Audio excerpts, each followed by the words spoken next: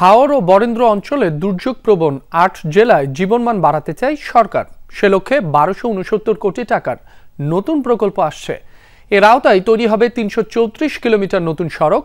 বৃত্তিমূলক শিক্ষার আওতায় আসবে ৪০,০০০ যুবক। প্রকল্পটি উপস্থাপন করা হয়েছে জাতীয় অর্থনৈতিক পরিষদের নির্বাহী কমিটি একনেক সভায়।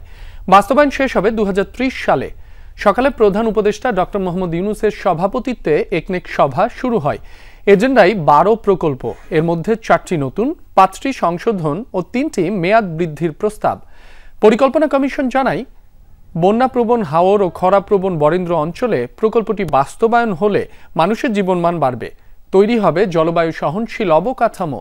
এতে অর্থায়ন করবে আন্তর্জাতিক ঋণদাতা সংস্থা ইফাদ ও জানিডা।